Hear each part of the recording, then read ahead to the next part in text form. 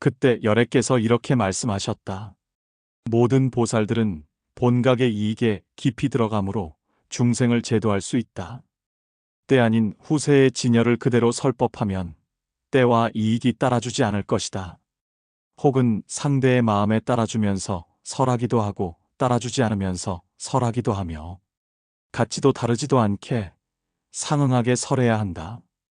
갖가지 욕정과 직견 가진 자들을 이끌어 살바냐의 바다에 흘러들게 해야 하며 제도 받을 중생들이 저 헛된 바람을 잡지 않고 모두 한맛의 신비한 구멍을 바라보게 해야 한다. 세간은 세간이 아니며 머문도 처소가 있어서 머무는 것이 아니니 오공에 나오고 들어가면서 취하거나 버림이 없다. 무슨 까닭인가 하면 모든 법은 공한 양상을 보이지만 그 법의 성품은 없지 않기 때문이다. 없지 않음이 없지 않고 없지 않은 그것이 있지도 않으니 결정된 성질이 없어서 유무 어느 쪽에도 머무르지 않는다. 있다 없다를 따지는 범부나 이승의 지혜로는 헤아릴 수 있는 것이 아니거니와 보살들의 경우 이 이익을 알면 보리를 얻는다. 그때 대중 가운데 대력이라는 보살이 자리에서 일어나 부처님께 아뢰었다. 세존이시여, 오공에 출입하면서 취하거나 버림이 없다고 사실대로 말씀하셨는데 어떻게 하는 것이 오공에서 취하거나 버리지 않는 것입니까? 부처님께서 말씀하셨다. 보살아, 오공이란 삼유가 공이며 육도의 그림자가 공이며 법상이 공이며 명상이 공이며 심식의 뜻이 공임을 말한다. 보살아, 이와 같은 공들은 공이면서도 공에 머무르지 않으며 공에 공상이 없다. 상이 없는 법이니 무엇을 취하고 무엇을 버리겠는가? 취함이 없는 경지에 들어가면 삼공에 들어가는 것이다. 대력보살이 아뢰었다. 무엇이 삼공입니까? 부처님께서 말씀하셨다. 삼공이란 공상도 공이며 공공도 공이며 소공도 공임을 말한 것이다. 이와 같은 공들은 삼상에 머무르지 않으므로 진실이 없지 않으니 문자나 언어로 나타낼 길이 끊어져 불가사의하다. 대력보살이 아뢰었다. 진실이 없지 않다면 진실이 없지 않다는 그 상은 있다고 보아야 하지 않겠습니까? 부처님께서 말씀하셨다. 없음이 없음에 머물지 않고 없지 않다 해서 있음도 아니다. 있지 않은 법이라 해서 없음에 머물지도 않고 없지 않는 모습이라 해서 있음에 머물지도 않으니 유무로는 이치를 설명할 수 없기 때문이다. 보살아, 이름과 뜻이 없는 모습은 불가사의하다. 왜냐하면 이름 붙일 수 없는 이름은 이름이 없지 않고 뜻을 헤아릴 수 없는 뜻은 뜻이 없지 않기 때문이다. 대력보살이 아뢰었다. 이와 같은 이름과 뜻은 진실의 여여한 모습이며 열애의 여여한 모습입니다. 여여하지만 여여에 머물지 않으니 여여에는 여여라는 모습이 없으니 모습에 여여함이 없으므로 열애 아닌 것도 아닙니다. 중생의 심상이라 할 때 그 상 역시 열애라면 중생의 마음에는 다른 경계가 없어야 하겠습니다. 부처님께서 말씀하셨다. 그렇다. 중생의 마음에는 실로 다른 경계가 없다. 왜냐하면 마음이 본래 청정하기 때문이며 이치에는 더러움이 없기 때문이다. 경계에 물들기 때문에 삼계라 하고 삼계의 마음을 가리켜 다른 경계라 하니 이 경계는 허망한 것이다. 마음에서 변화되어 생기는 것이므로 마음에 허망함이 없으면 다른 경계도 없다. 대력보살이 아뢰었다. 마음이 깨끗한 데 있어서 모든 경계가 생기지 않는다면 이 마음이 깨끗할 때는 삼계가 없어야 하겠습니다. 부처님께서 말씀하셨다. 그렇다. 보살아, 마음이 경계를 일으키지 않으면 경계가 마음을 일으키지 않는다. 왜냐하면 보이는 모든 경계는 오직 보여진 마음이기 때문이다. 그러므로 마음이 허상을 만들어내지 않으면 보이는 것이 없다. 보살아, 안에 중생이 없고 삼성이 공적하면 자기라는 무리도 없고 남이라는 무리도 없으며 두 가지 들어감에도 마음을 일으키지 않는다. 이와 같은 이로움을 얻으면 삼계가 없다. 대력보살이 아뢰었다. 이 입에도 마음을 일으키지 않는다는 것이 어떤 것이며 마음이 본래 일어나지 않는다면 어찌 들어감이 있겠습니까? 부처님께서 말씀하셨다. 이입이란 첫째는 이입이고 둘째는 행입이다. 이입이란 무엇인가? 중생이 진성과 다르지 않지만 같지도 않고 같고 다른 두 가지가 함께 있는 것도 아닌데 다만 객진으로 가려져 있음을 깊이 믿고 가지도 않고 오지도 않고 각관에 집중하여 머물고 불성이 있는 것도 아니고 없는 것도 아님을 자세히 살피고 자기도 없고 남도 없어서 범부와 성자가 둘이 아님을 알고 금강심의 경지에 굳게 머물러 움직이지 않고 적정무의하여 분별이 없으면 이를 이입이라고 한다. 행입이란 마음이 어디로 기울거나 의지하지 않고 영상이 흘러가거나 바뀜이 없으며 있는 곳에서 고요히 염화돼 구함이 없으며 바람이 북치듯 하더라도 대지같이 움직이지 않고 마음과 나를 버리고 떠나서 중생을 제도하되 생함도 모양도 없으며 취하거나 버리지 않음을 말한다. 보살아, 마음에 출입하는 일이 없고 출입하는 그 마음도 없어서 들어감이 없는데 들어가기 때문에 행입이라 한다. 보살아, 이와 같이 들어가는 법은 그 법상이 공하지 않다. 공하지 않은 법은 법이 헛되게 버려지지 않는다. 왜냐하면 없지 않은 이 법은 공덕을 갖추고 있으며 마음도 아니고 영상도 아닌 원래가 청정한 것이기 때문이다. 대력보살이 아뢰었다. 마음도 아니고 그림자도 아닌 원래 청정한 법이란 어떤 것입니까? 부처님께서 말씀하셨다. 공하고 여한 법은 심식의 법이 아니며 마음이 부려서 생긴 법도 아니며 공상을 가진 법도 아니며 색상을 가진 법도 아니며 마음과 상응하지 않는 법도 아니며 마음의 무의와 상응하는 법도 아니다. 나타난 영상도 아니고 드러내 보여진 것도 아니며 자성도 아니고 차별도 아니며 이름도 아니고 상의도 아니다. 그 까닭은 여여하기 때문이다. 여여하지 않은 법이라 해서 여여함 없는 것도 아니며 어떤 유든지 여여함이 없지 않아서 여여한 있음이 아닌 것 없다. 왜냐하면 뿌리라는 법과 나뭇결이라는 법은 나뭇결도 아니고 뿌리도 아니어서 모든 쟁론을 떠나 있어 그 모습을 보지 않기 때문이다.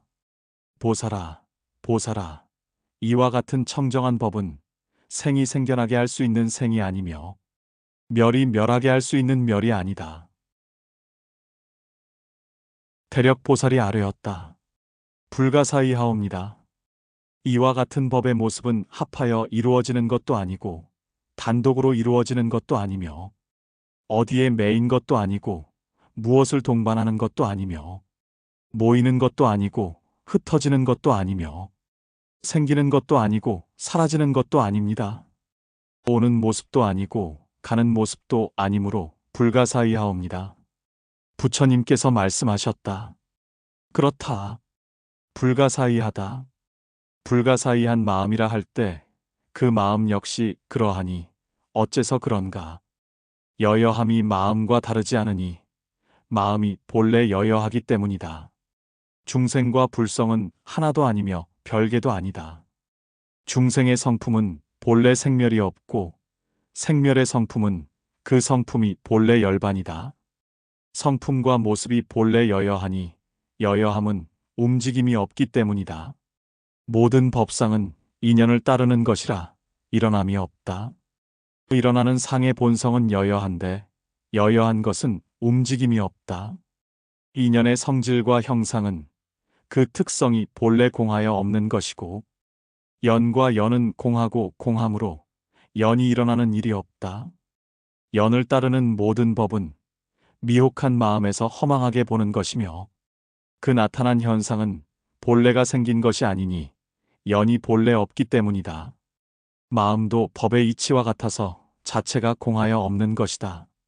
저 공황이 본래 머무는 곳이 없으나 범부의 마음이 망령되게 분별하여 있다고 보는 것과 같기 때문이다.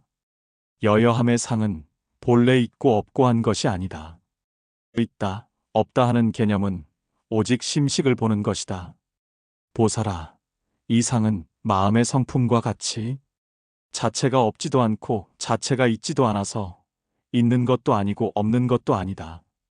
보살아, 없으면서도 없지 않은 상은 말로 설명할 수 있는 경지가 아니다. 왜냐하면 진여의 법은 아무 상도 없는 텅 빈 것이라서 이승이 닿을 수 있는 경지가 아니기 때문이다. 허공경계를 안팎의 수행자들은 헤아릴 수 없고 육행을 닦는 사람이라야 알 수 있다. 대력보살이 아뢰었다. 무엇이 육행인지 말씀해 주시기 바랍니다.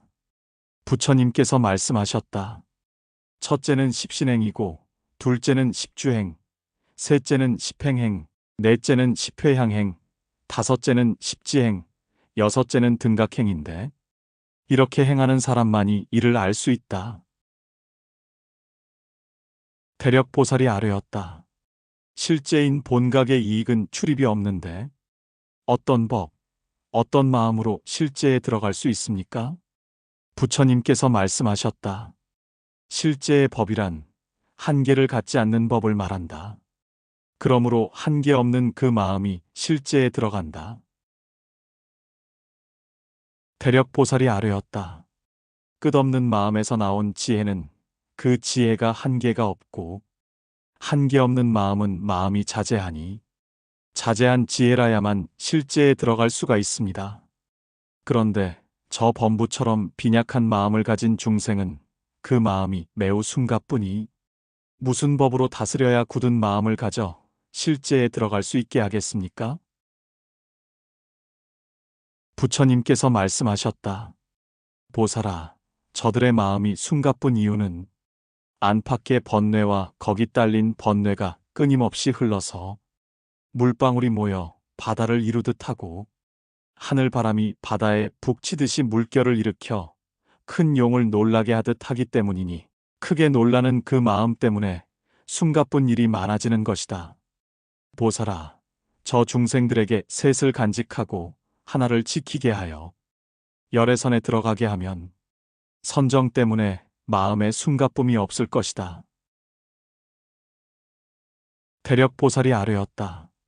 무엇을 가리켜 셋을 간직하고 하나를 지켜 열애선에 들어간다고 하나이까? 부처님께서 말씀하셨다. 셋을 간직한다는 것은 세 가지 해탈을 간직한다는 뜻이고 하나를 지킨다는 것은 일심의 여여함을 지킨다는 말이다. 열애선에 든다는 것은 이치로서 마음의 여여함을 관찰하는 것이니 이와 같은 경지에 들어가는 것이 실제에 들어가는 것이다. 대력보살이 아뢰었다. 삼해탈법이란 어떤 일이며 이관삼매는 무슨 법으로부터 들어가나이까? 부처님께서 말씀하셨다. 삼해탈이란 허공해탈과 금강해탈과 반야해탈이며 이관심이란 마음이 청정한 이치와 동일하게 되어서 옳다 그르다 하는 마음이 없는 것이다. 대력보살이 아뢰었다. 어떻게 하는 것이 존용이며 그것을 어떻게 관해야 하나이까? 부처님께서 말씀하셨다. 마음과 현상이 둘이 아님을 두고 존삼의 작용이라 한다. 내행이나 외행에 출입하는 일이 둘이 아니되 하나의 상에도 머물지 않아서 마음에 얻거나 이름이 없으니 하나이면서도 하나가 아닌 곳에 청정한 마음이 흘러들어가는 것을 관한다고 한다. 보살아, 이런 사람은 두 개의 형상에 머물지 않으니 출가하지 않았더라도 제가에 머무는 것이 아니다. 법복이 없고 바라제 목차계를 다 갖추지 않고 포살에 들지 않는다 할지라도 자기 마음에서 무위의 자자를 하여 성인의 과위를 얻는다. 이런 사람은 이승에 머물지 않고 보살도에 들어가는데 뒤에 가서 질을 다 채우면 부처의 깨달음을 이룰 것이다. 대력보살이 아뢰었다. 불가사의하나이다. 이런 사람은 출가한 것이 아니면서도 출가하지 않은 것도 아닙니다. 왜냐하면 열반의 집에 들어가 열애의 옷을 입고 보리좌에 앉았기 때문입니다. 이런 사람은 심지어 사문들도 마땅히 존경하고 공양해야 할 것입니다. 부처님께서 말씀하셨다. 그렇다. 왜냐하면 열반의 집에 들어가 마음이 삼계를 일으키고 열애의 옷을 입고서 법공의 자리에 들고 보리좌에 앉아 정각일지에 올랐기 때문이다. 이런 사람의 마음은 두 가지 나를 초월했거늘 어찌 사문이라 해서 존경하고 공양하지 않겠는가. 대력보살이 아뢰었다. 일지와 공의 바다를 이승을 닦는 사람은 보지 못하겠습니다. 부처님께서 말씀하셨다. 그렇다. 저 이승을 닦는 사람은 삼매에 맞들여 거기에 집착하고 삼매의 몸을 얻으므로 저 공해와 일지에 마치 술병 난 사람처럼 정신없이 취해 깨어나지 못한 채 수 겁이 지난 뒤에도 깨어나지 못하다가 술 기운이 가시고 나서 비로소 정신을 차리고 이행을 닦은 뒤에야 불신을 얻는다. 그런 사람은 천재를 버리고 곧 육행에 들어가고 닦아 나아가는 곳에서 한 생각 깨끗한 마음으로 마침내 명백해지며 금강지혜의 힘으로 아비발치에 들어가 중생을 제도하여 해탈케 하니 그 자비가 다함이 없다. 대력보살이 아뢰었다. 이런 사람은 마땅히 개를 고수하지 않을 것이니 저 사문을 공경하는 일이 없겠습니다. 부처님께서 말씀하셨다. 개를 설하는 자는 선하지 못하고 교만하기 때문이며 바다의 파도가 일기 때문이다. 그러나 저 사람의 마음자리는 팔식의 바다가 맑아지고 구식의 흐름이 맑아져서 바람이 움직일 수 없고 파도가 일지 않는다. 개의 성품은 공한 것이므로 이를 지키는 자는 미혹되고 전도된 자라 하겠다. 그러나 저 사람에게는 제7식과 제6식이 생기지 않아서 모든 번뇌가 사라져 조용하며 삼부를 떠나지 않고 보리심을 바라며 삼무상 가운데 마음 따라 깊이 들어가서 삼보를 존경하고 위를 잃지 않는다. 그러므로 저 사문을 공경하지 않음이 없다. 보살아, 저 어진 사람은 세간에 움직이는 법에도 머물지 않고 움직이지 않는 법에도 머물지 않으며 삼공취에 들어가 삼유의 마음을 없앤다. 대력보살이 아뢰었다. 저 어진 사람은 과만족덕불과 열애장불과 형상불 이러한 부처님 앞에서 보리심을 내서 삼취계에 들어갔지만 그러한 관념에 머물지 않으며 삼유심을 멸하였지만 고요한 자리에 기거하지 않으며 제도할 중생을 버리지 않고 고르지 못한 땅에 들어가니 불가사의하나이다. 사리불이 자리에서 일어나 앞에 나서서 개송으로 다음과 같이 아뢰었다. 반야의 바다가 구족하건만 열반의 성에 머물지 않는다네. 마치 저 아름다운 연꽃이 높은 언덕에 나지 않듯이 모든 부처님 한량없는 세월 동안 온갖 번뇌를 버리지 않고서 세간을 제도한 후에야 부처 되시니 마치 연꽃이 진흙에서 피듯 하네. 저 육행의 경지들은 보살이 닦는 것이요. 저 삼공취는 보리로 가는 고든 길이여라. 나 이제 부처님 설하신 대로 머물지 않는데 머무네. 왔던 곳에 또다시 와서 모든 행을 갖춘 뒤에야 나가리다. 또 저 중생들로 하여금 나처럼 둘없이 하나가 되게 하여 앞에 온 자나 뒤에 올 자나 모두 다 정각에 오르게 하리. 그때 부처님께서 사리불에게 말씀하셨다. 불가사의로다. 내가 이 다음에 보살도를 이루어 한량없는 중생들을 생사의 바다에서 벗어나게 하리라. 그때 대중이 모두 보리를 깨닫고 소승의 무리들이 오공의 바다에 들어갔다. 부처님께서 말씀하셨다. 선남자야, 너를 위해 설명할 테니 이제 잘 들어라. 선남자야, 선법과 불선법은 마음으로부터 변화하여 생겨나고 모든 경계는 의연이 분별하는 것이니 그것을 한 곳에 제어하면 모든 연이 다 끊겨 없어진다. 어째서 그런가, 선남자야. 하나인 근본이 일어나지 않고 세 가지 작용이 벌어지지 않아서 여여한 도리에 머물면 육도의 문이 닫히고 네 가지 연이 일여에 순응하여 삼계가 갖추어진다. 사리불이 아뢰었다. 어떻게 네 가지 연이 일여에 순응하여 삼취계가 갖추어지게 됩니까? 부처님께서 말씀하셨다. 네 가지 연이란 첫째는 택멸하는 힘으로 취하는 연이니 섬유리계이고, 둘째는 본각의 이익인 정근의 힘이 모여서 일어나는 연이니 섭선법계이고, 셋째는 본각지혜인 대비의 힘으로 생기는 연이니 섭중생계이고, 넷째는 일각에 통달하는 지혜의 힘으로 생기는 연이니 여여의 순응에 머무는 것이다. 이것을 사연이라고 한다. 선남자여, 이와 같은 네 가지 큰 인연의 힘은 현상에 머물지 않으나 그렇다고 공용이 없지 않으며 한 곳에 고착해 있지 않으므로 그 특정한 모습을 찾아낼 수 없다. 선남자야, 이 한 가지가 육행을 다 포함하고 있으니 이는 부처님이 깨달으신 지혜의 바다라고 할 것이다. 사리불이 아뢰었다.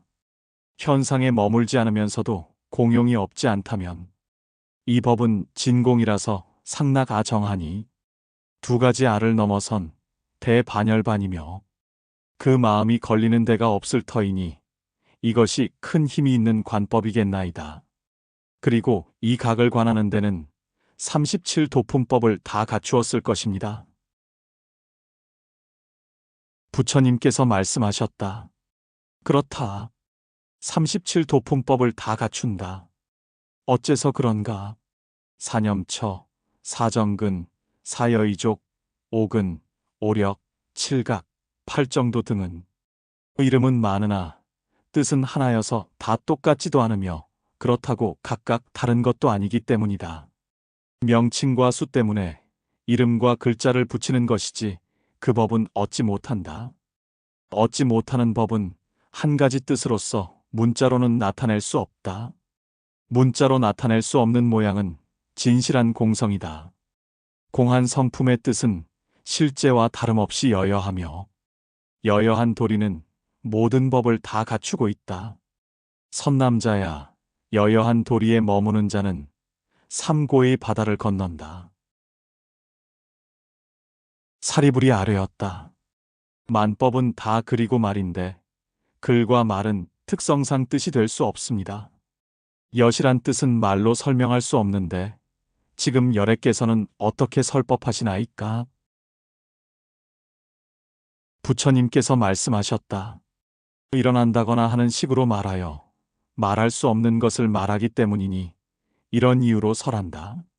나의 말은 뜻을 나타내는 말이지 문자가 아니며 중생들의 말은 글로 된 말이지 뜻이 아니다. 뜻을 나타내지 못하는 말은 다 공허하고 공허한 말은 뜻에 대해 말해주는 바가 없으니 뜻을 말하지 않는 것은 모두 헛말이 된다. 뜻과 일치하는 말은 그 실상이 공하면서도 공하지 않고 공이 실제하면서도 실제하지 않아서 두 가지 상을 떠나 있으나 그렇다고 그 중간에 있는 것도 아니다. 그와 같이 중간에 떨어져 있지 않는 법은 세 가지 상을 떠나 있으므로 어디에 있는지를 볼 수 없으니 여여한 그대로 설한 것이다. 진여는 유를 없애지 않는다. 무에서 유를 없애지 않기 때문이다. 진여는 무를 있게 하지 않는다.